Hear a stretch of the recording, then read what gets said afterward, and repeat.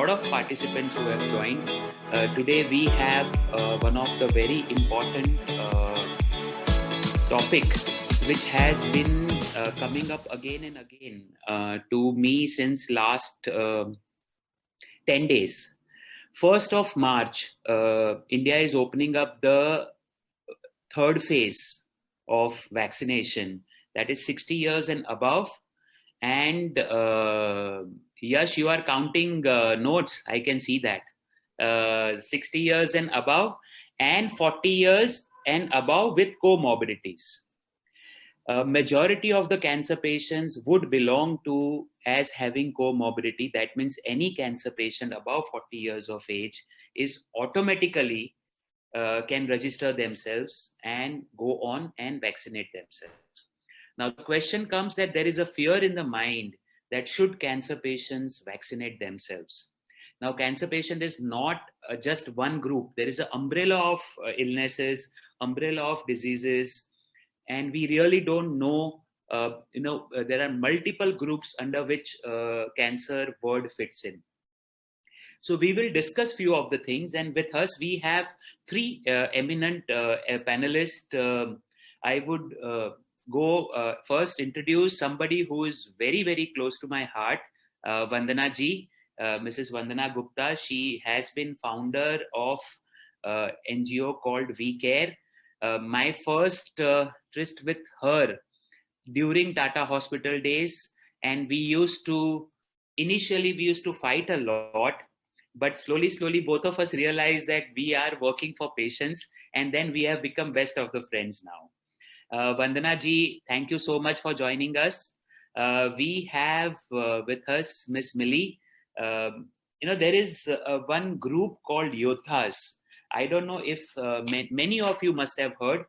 This is an online platform, and the full name goes as Yodhas Indians Against Fighting Cancer. Millie ji, correct me if I'm wrong, but that is what the group is. A very, very large online group, and they help cancer patients at any corner of India in the best capacity. You are traveling to Kolkata, you need an oncologist there, Yodhas is there to help you. You need platelet and you are stuck somewhere in Mumbai city, Yodhas would help you. You need some medicine which is not available, Yodhas would help you. They have been doing a very good job, and their patient coordinator, Miss Millie ji, is with us. Thank you so much. And last but never the least, my very, very dear friend, Dr. Vishu Bhasin. Vishu's father started the first independent private 24/7, 365 days lab in North India, in Delhi city, called Bhasin Path Lab. Vishu has been looking after this path lab for last 12 years and more. He lost his father very early, but ever since the age of 24, 25, Vishu has been managing Path Lab very successfully. Bhasin Path Lab is also doing all our non-COVID test, any cancer patient, any test. Vishu, one very good thing, he never says no. And one of the other thing with Vishu has revolutionized a turnaround time of COVID report. 6 hours is the turnaround time in his lab. You give the sample right now, and within 6 hours, you get the report. With that, I welcome everyone who have joined in this very important topic of just 1 minute. I'm sharing my screen.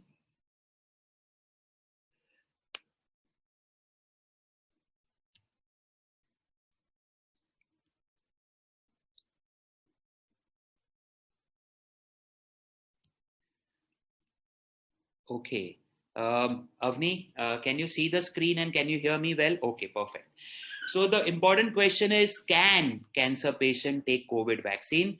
I would say that the vaccine is not mandatory in India. And at the same time, government is doing an amazing job. 8 days back, this was the article in Hindu, Chennai edition. a panel of doctors says cancer patients were more vulnerable to COVID than others and give priority to cancer patients for vaccination. I was one of the participants in this, and we had a sort of a consensus agreement amongst all the oncologists. And that is when we decided that we will try to disseminate the knowledge as much as we know.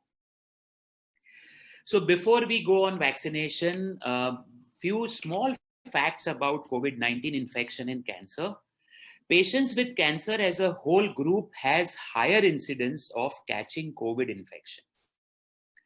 Patients with hematological malignancy. Now, hematological malignancy means leukemia, lymphoma, multiple myeloma, and few other malignancies.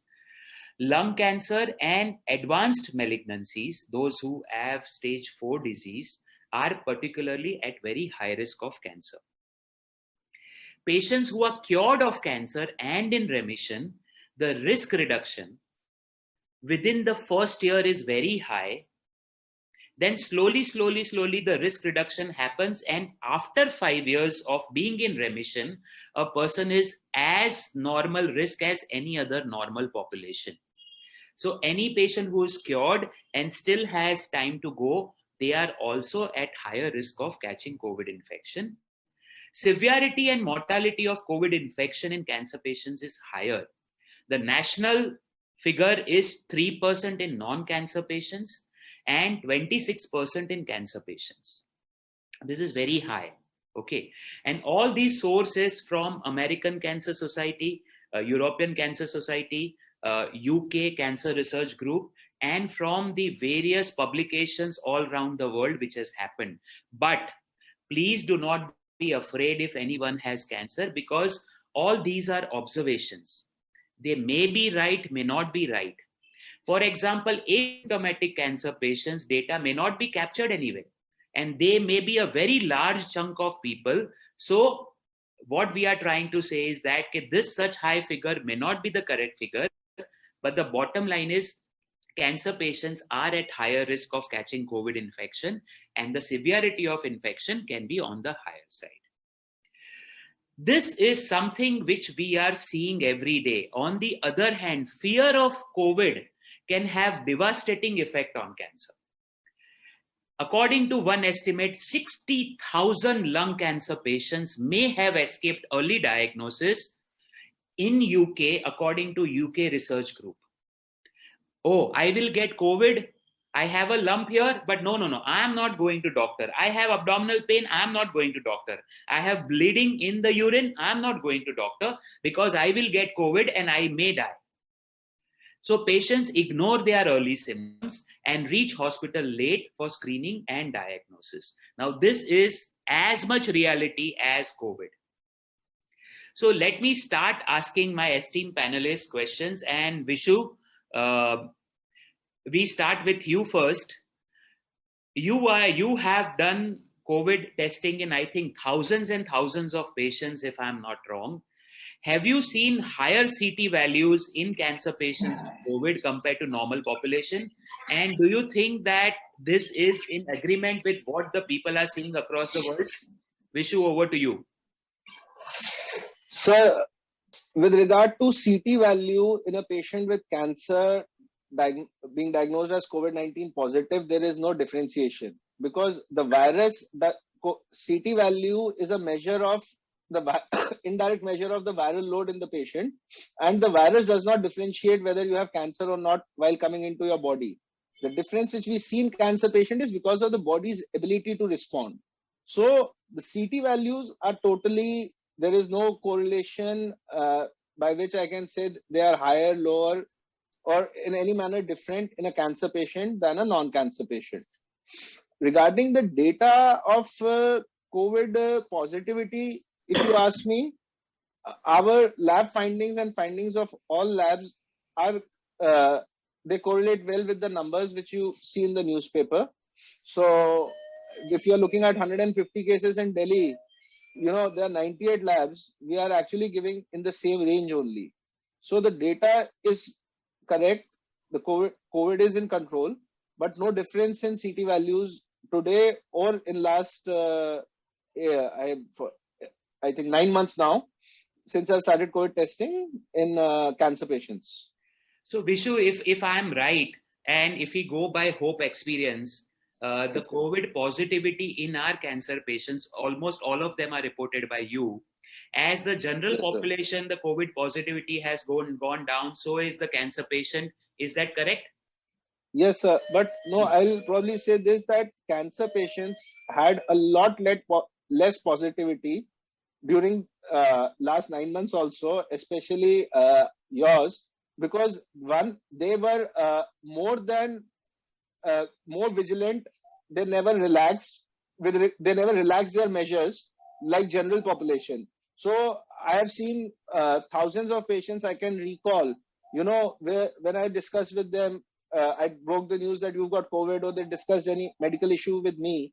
They had relaxed, or they were not so focused about taking the precautionary measures.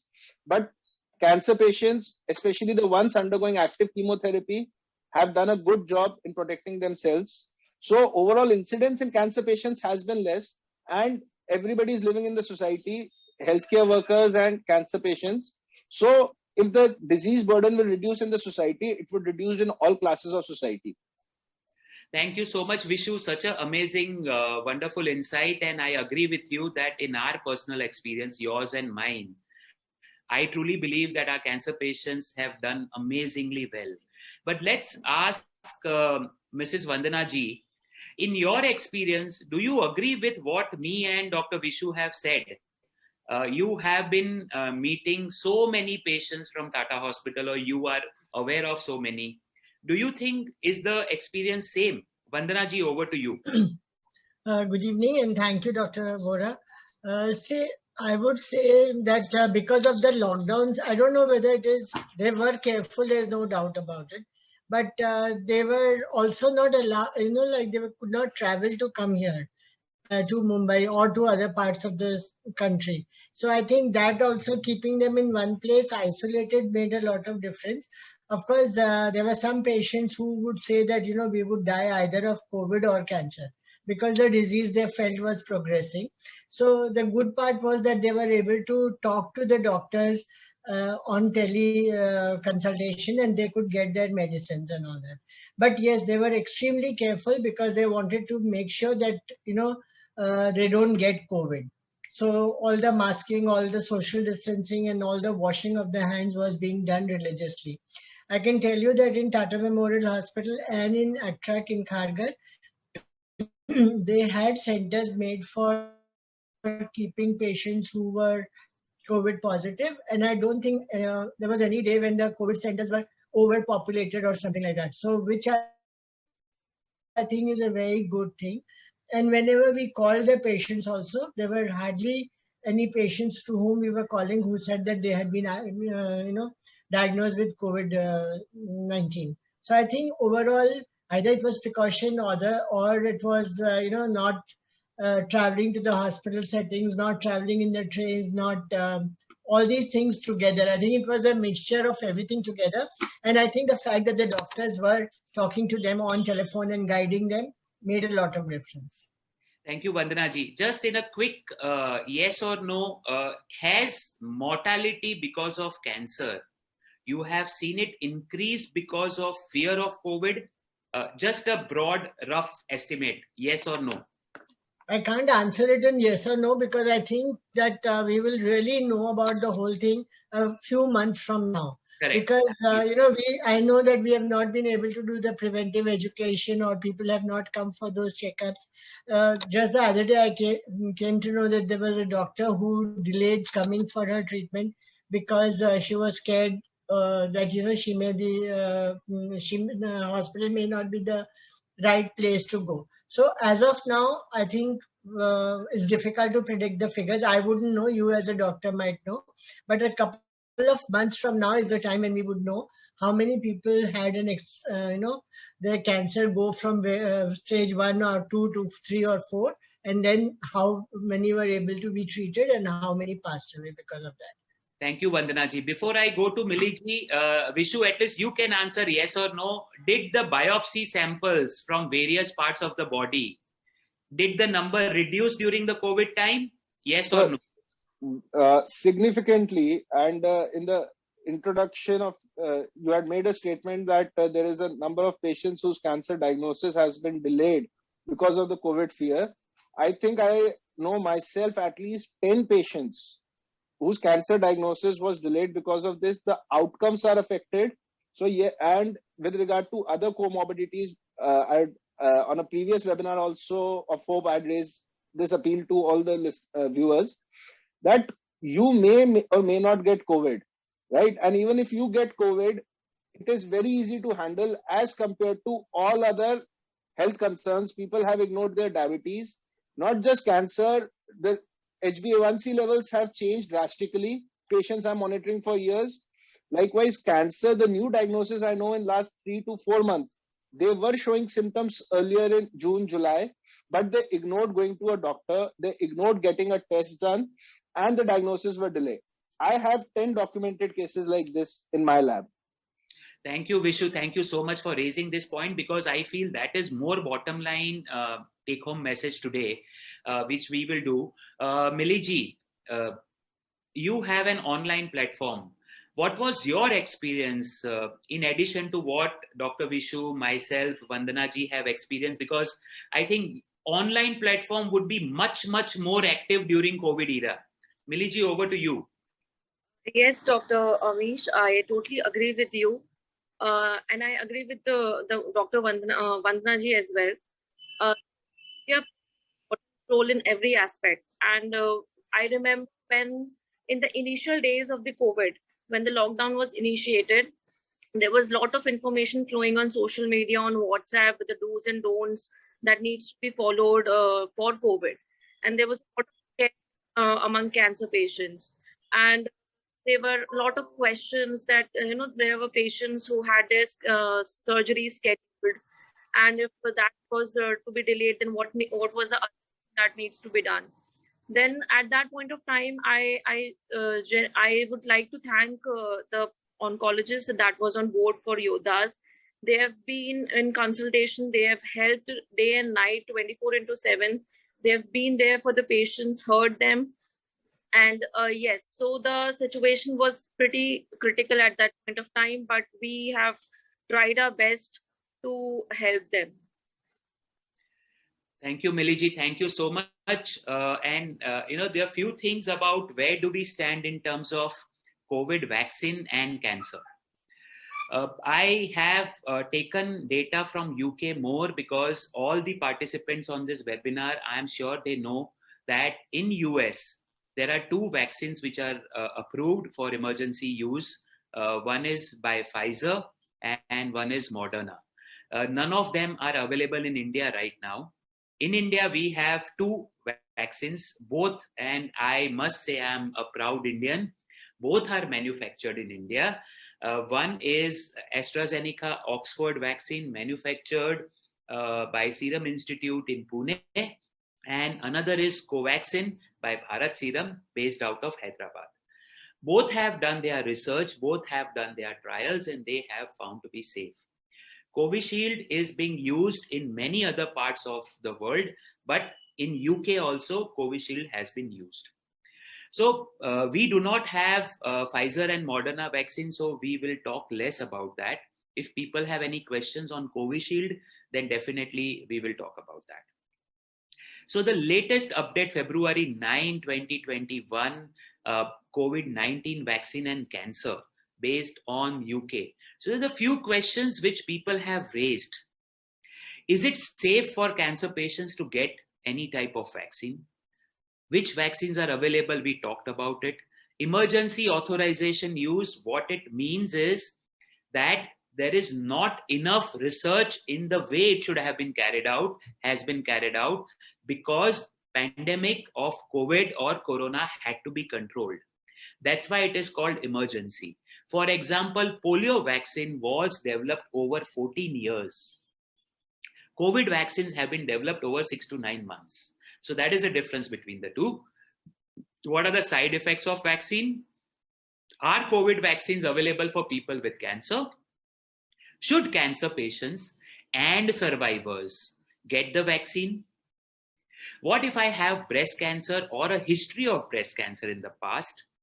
Do I go for mammogram, and do I have to take COVID vaccine? Is it okay for the caregivers to take the vaccine? And should I take the flu shot, and will that protect me from COVID-19? Okay, so these are some guidelines which we will go. NCCN guidelines. NCCN stands for National Comprehensive Cancer Network. There are 25 to 26 large cancer hospitals in US who actually rule the research part of cancer, and they come out with the guidelines. They have come out with very good guidelines that patients with cancer should be prioritized for vaccination. Immunization is recommended for all cancer patients receiving active therapy. Reasons for delay of vaccines is exactly similar to those impede delivery to general population, although there are two large group of patients who should delay vaccination, and we will discuss that. One is hematopoietic stem cell transplantation or bone marrow transplantation patients, and patients who are undergoing CAR T-cell therapy, which is again not available in India. Caregivers should be immunized when possible. So what they have come out, and this table, I will go word by word, because if some patients belong to some category or caregivers, you would understand. Allogenic bone marrow transplantation, autologous bone marrow transplantation, at least 3 months you wait before you vaccinate yourself. Patients with hematological malignancies, that means either leukemia or lymphoma or myeloma or myelodysplastic syndrome, delay until absolute neutrophil count recovery is there. You all, those who know this figure, those who suffer from any of the hematological malignancy, they have heard this term called absolute neutrophil count. What happens if you have leukemia, you are undergoing your induction treatment, entire 30 days of your induction treatment, you would have low WBC count. During this time, it is advisable to postpone your vaccination till your neutrophil count is recovered. So when Vishu says, okay, Dr. Vora, neutrophil count has recovered, you are good to go for vaccination. Same is true with marrow failure, but patients with long-term maintenance treatment, that is induction is over, now you are on long-term maintenance treatment. Patients who have got solid tumors, either they are receiving chemotherapy or they are about to start chemotherapy, or they are on targeted therapy, or they are on immunotherapy, or if they are on radiation and they are due for major surgery, I think vaccinate when available. Surgery, if it can be delayed, first vaccinate and then go for surgery. If it can't be delayed, don't be in that fear. Even after surgery, you can vaccinate. And all this is true for non-cancer patients, caretakers more than 16 years of age. We do not have the data of vaccine of less than 16 years of age. And as a result, we cannot recommend anything about that. ESMO, European Society of Medical Oncology. They are very, very active, and they also have come out in February 16th, ESMO statement for vaccination against COVID-19 in patients with cancer. They have said 3 things: vaccinate, monitor, educate. They say vaccinate all cancer patients. Diligently collect data about the safety and efficacy of that. And once you have the data, you educate more and more cancer patients till the COVID is no longer a threat to this particular patients. Other countries, World Health Organization have put cancer patients in phase 2. That means first doctors, nurses, frontline workers, and then cancer patients. While USA have put in phase 1B that after doctors and nurses, cancer patients along with other frontline, along with geriatric people should be given a priority. Australia, first priority. Doesn't matter where you are, what you are. You are a cancer patient, you are a first priority. Europe, phase 2. But in Europe also, Belgium and Sweden, no, first priority. This is where the whole world has given the priority. In India, before this webinar, I went through ICMR website. I typed the cancer COVID vaccination. I could not find anything specific. So maybe I have missed out, or we have to wait for India government to come out with vaccination. I have written few pointers here, and I have not made any statement because, again, as I say, COVID vaccine is not mandatory. The data of COVID vaccine in cancer patients is not as diligently pointed out as for non-cancer patients. But at the same time, all the professionals across the world, the ESMO guideline, what I said, 16,000 oncologists came together and they came and said this statement.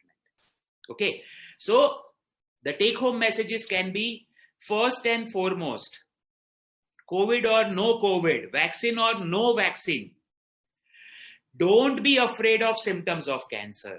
As Vishu said, you may have COVID, you may not have COVID. Even if you have COVID, 97% of people are going to be asymptomatic.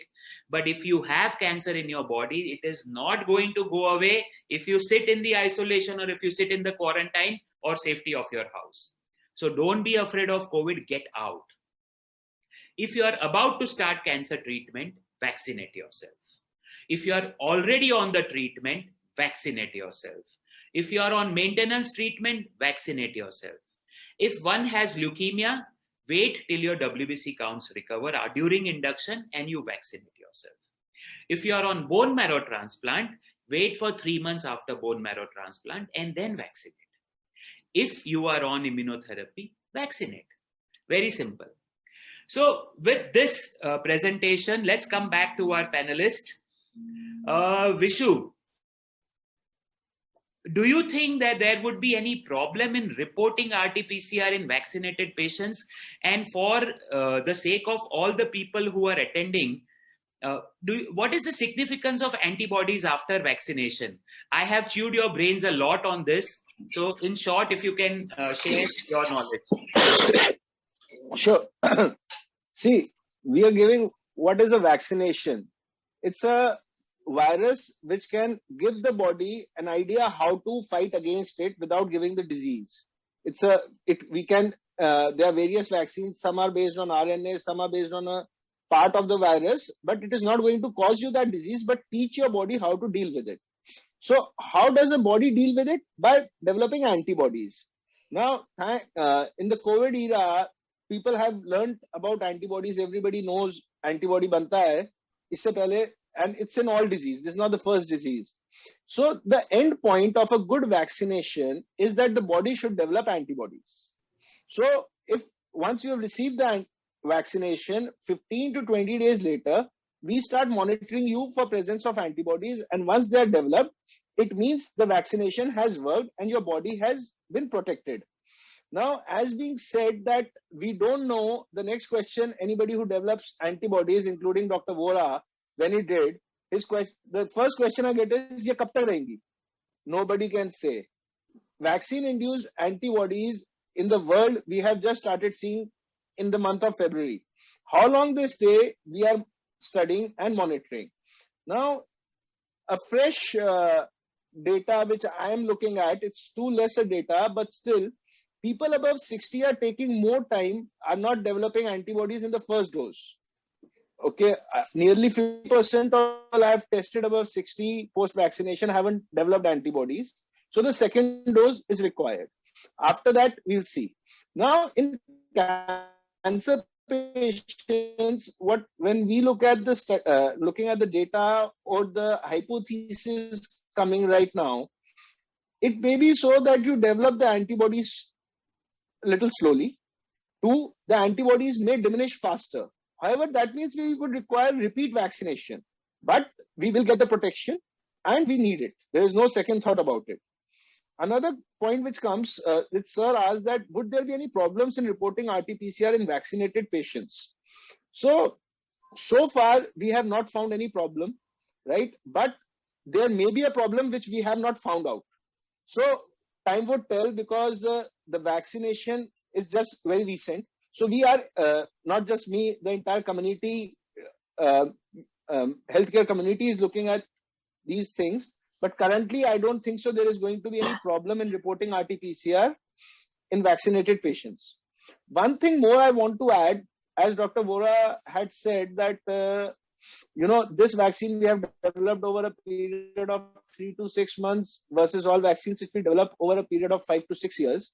You have to keep in mind that currently, there are 11 crore plus people globally who got COVID positive, which are documented to have got COVID positive. It means there are easily 15 crore plus people in the world who got. This is just in a span of 13 months of this virus being found. So no other virus spread so rapidly to this population. Hence, we needed a vaccine which comes out so quickly. So don't get scared by looking at things that this vaccine has been developed rapidly. There is no data. I can vouch for one thing, that vaccination is an age-old concept. The first vaccine was developed over 60 years ago. So we know how vaccines work, how they have to be made, and how they have to be studied for efficacy and safety. So we are exploring the efficacy aspect as we go. In maybe 6 months later, we host a seminar and we only say that, oh, it's great, you've got 2 doses, you don't need any more. Your antibodies are disappearing, but you are not getting infection. Don't worry at all. We are exploring the data, but trust me, with regard to safety, it is good enough to be taken, except the conditions where Dr. Vora pointed out. So as my conclusion would be, you need a vaccine. You should get one. There will be, after getting vaccinated, 15 to 20 days later, start monitoring yourself for antibodies. A caveat over here is that please check with your doctor or your laboratory that the tests which are picking up vaccine-induced antibodies and disease-induced antibodies are different. Not all tests are able to pick up vaccine-induced antibody because these are controlled. Also keep in mind, when you get vaccinated and get the antibodies, the response will never be as high as somebody who developed COVID. The number which you see, don't get biased by it. You have antibody, it means you are protected. Anybody, if your index value has come to 7 and somebody's has come at 70, that does not mean that person is more protected than you are. Thank you so much, Vishu. Yeah. Last but not the least, please consult with your oncologist before taking the vaccine. That's where I am right now, Vishu. Thank you so much for such a nice and comprehensive and honest answer. Vandana ji, based on all these what we have discussed, assuming, do you think that should government prioritize vaccination in COVID patients? I'm sorry, wherever I have typed COVID, autocorrect of COVID has happened. My apologies for that spelling mistake. But should government prioritize? See, even if somebody is 20 years old and undergoing bone marrow transplantation after 1 month, this right now 20-year-old government does not allow them to be vaccinated. So do you think that government should prioritize this status? It's a very tricky situation according to me, because even the health workers have not been vaccinated so far completely. There are many people who are still waiting in line. There seems to be some glitch in the program. So I would say that instead of trying to spread very, very thin in the process of reaching out to, because today we are talking about cancer, tomorrow it will be some other disease factor, day after tomorrow it could be, something to do with lungs. So everybody will have their priorities. But I personally feel that first the entire setup should be set out properly. That, once somebody goes to a vaccination center, they should not be returned because of the lack of information or lack of something like that. Move on, Millie, and that would be the last question for today's panelist. And we can open up for question and answer sessions if people are still not tired of listening to us. Millie, how can online information dissemination help cancer patients during COVID times? And this is extremely important. Like Vandana ji said, information like this needs to be disseminated again and again. And I think Yodha is master in online dissemination. Would you want to give some tips to the people who are attending how online platform can help them? Yeah. Yeah, Dr. Vora, we all know, this is the era of telemedicine, digital health, precision medicine. This is the era of digitalization. And the internet has a lot of information. Like, there is a freely available information which is accessible to a lot of people. And there are lot of people who can access WhatsApp.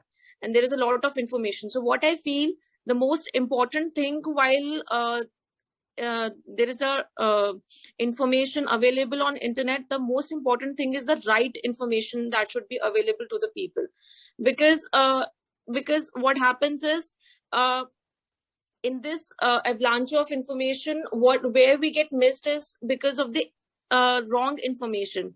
Like, there are WhatsApp forwards that keeps on flooding our message folder, that keeps on teaching you the various ghar ke nuskas and all those things. So the correct information should be what should be accessible. And this can be spread to the rural areas as well, where the people don't know, where the people cannot read and write. But now even they have started using mobile phones. So the correct information, the government should really take those kind of steps where they are circulating the right information about each and every point, about each and every vaccination steps. Yeah, so that is there. So, Millie, is there any way you have learned to filter unnecessary information, or you do not have any right over filtering unnecessary information which is going across your chat box? Yeah, so we at Yodhas, what we do is, so we have a lot of people who keep on promoting their Ayurvedic treatments, all those chemo or not homeopathic, and all those irrelevant treatments. So we make it a point, we have our filters set, that we are going to process only a certain kind of treatment that is approved by our oncologist. Otherwise, we don't approve that. So we have our experts to approve a certain kind of information. Then only we approve this. Excellent, Millie. That a very valid point. Before we open up to question and answer session, and I would request, Avni, my last point, which we have been talking for last donkey's years, is Mayo Clinic. That is one of the top 10 hospitals in the world for every specialty for last 20 years. In their website, they are bold enough to write, homeopathy does not cure cancer. What we all have been, and I would request all the participants to use these alternative medicine with little thought process.